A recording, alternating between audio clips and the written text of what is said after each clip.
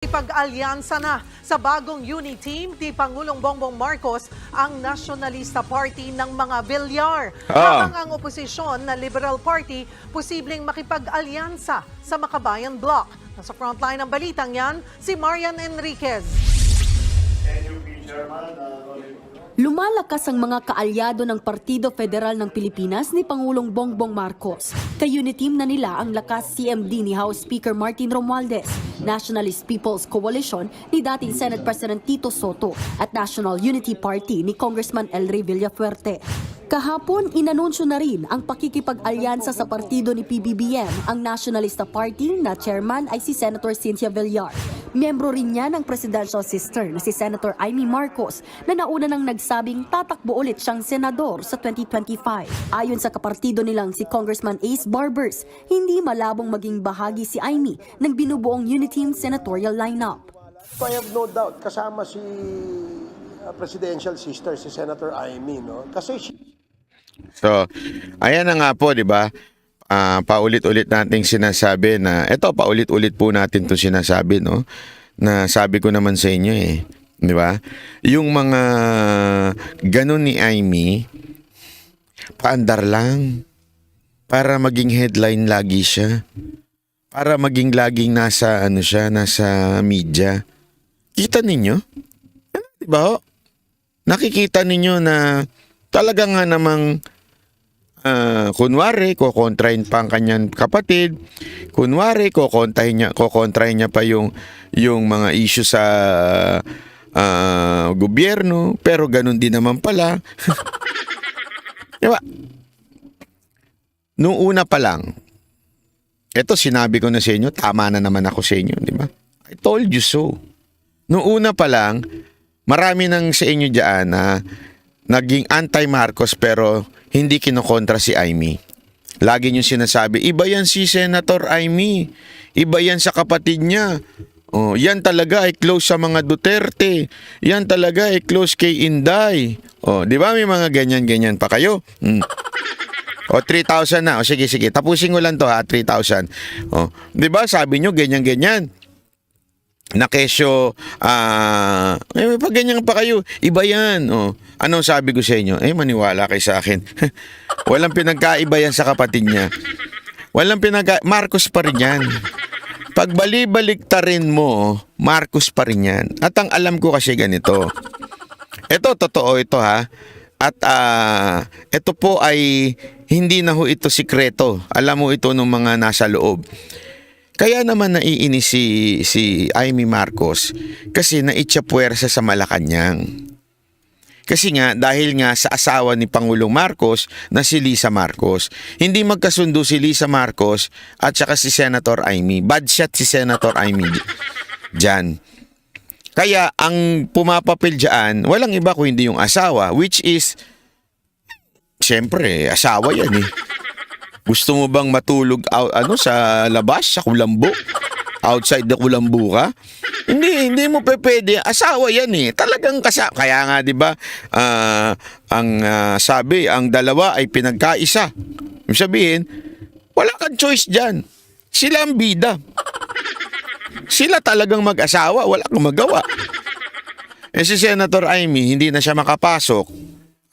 Initsapuera siya dyan. Balita nga natin, hindi nga daw siya, pagpapasok man siya dyan, as official function, ibig sabihin, as a senator, kung may mga pipirmahang batas, kung siya yung sponsor, ganun lang. Pero hindi siya nakakapasok dyan bilang isang Marcos. Alam niyo ba yun? Yun ang kwento lang sa akin ng mga kakilala natin dyan. Kaya, matik na yan. Kokontrahin yan kasi may galit siya doon sa asawa. Pero pagka usapang politika na at usapang salbahan na ng buhay, hindi na ho magsasalita yan si Senator Amy against sa kapatid niya. Di ba? Sinabi ko na yan noon pa. Simula pa lamang ng 2022 na nagsimula si Marcos, sinabi ko na yung iba sa inyo, gagalit pa. Hindi, iba si Senator Amy. Close yan kay BP Sara Duterte, kakampi yan.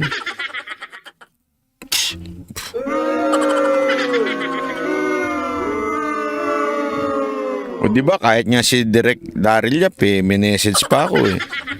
O, di ba? Sabi niya, iba yan. Sabi ko, sa loob-loob ko. Magkapatid pa rin yan. Bandang dulo, ang ihi pa rin yan, Marcos. Ang tae pa rin yan, Marcos. Huwag na tayo magpaikot-ikot.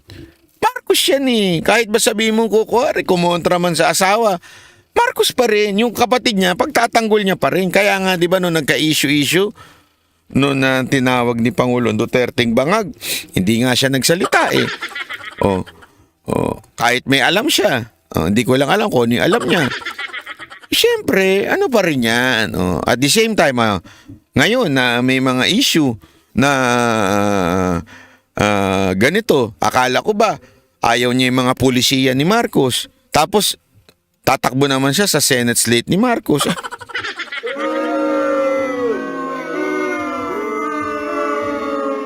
Isa lang masasabi ko sa inyo.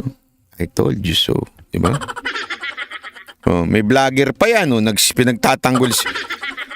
Diba? Nagkaanuhan pa nga kami nung vlogger niyan eh. Yung vlogger niya na pinagtanggol siya ng pinagtanggol. Hindi, iba si Senator Amy. Anong gusto niyo bang gawin kay Senator Amy? Hirap na hirap siyang ipagtanggol, diba? Dapat ba may ginagawa siya dyan? Ganyan. Pinagtanggol niya pa yan eh. Naalala nyo? Diba? Ano masabi ko sa inyo? Di ba? Ano?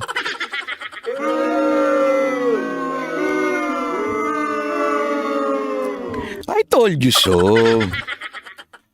Ihi, tae at utot ni Senator Amy, Marcos pa rin. Kahit anong gawin ninyo, Marcos pa rin yan. Di ba? Kahit anong pagtatanggol nyo na, iba yan si Senator Amy, iba yan si Senator Amy. Gago! Sabihin na ba natin uli? Sabihin na ba uli natin? Na we told you so? Diba? We told you so. Nako. Ito si Boss Dada, kursunada yun si Joey. Si Joey. Nabanggit ko tuloy yung pangalan. Ikaw kasi Boss Dada eh. Diba? Anyari. Wala. Diba? Ito na, kikwento na natin. Pero tapusin natin tong balita. He belongs to Nacionalista Party. I am pretty sure if she's an incumbent senator, I'm pretty sure that kasama siya sa slate, no? Unless, hindi ko alam kung ano yung, but my honest opinion is kasama siya. Bukod kay Senator Amy, posible rin daw tumakbong senador ang anak ni Senator Cynthia Villar na si House Deputy Speaker Camille Villar. Samantala, hindi pa rin tiyak kung sasama ba sa pagbabalik ng Uniteam si Vice President Sara Duterte. Matatandang inanunsyo niya kamakailan ang planong pagtakbong senador ng mag-aamang Duterte. Pero kasunod niyan, pinabulaanan ni dating Pangulong Rodrigo Duterte na kakandidato siya.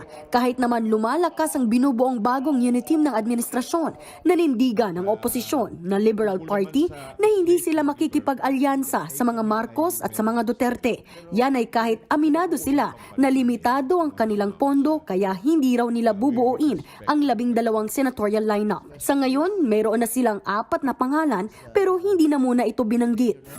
Kinukumbinsi pa nila si dating Vice President Leni Robredo na mag-senador kahit na nauna na niyang... Grabe yan. Anong kawawa naman sila? Ubus na sila. Hindi, natawa ako. Napanood ko to kay Boss Dada eh. Sabi nga ni Boss Dada kahapon eh. Kahit nga yung si Bam Aquino na utot, ihi niyan, suka niyan, lahat dilaw. Diba? Ayaw nga siya dilaw eh. Hindi nga siya tumakbo sa Liberal Party. Diba? Ganun katindi.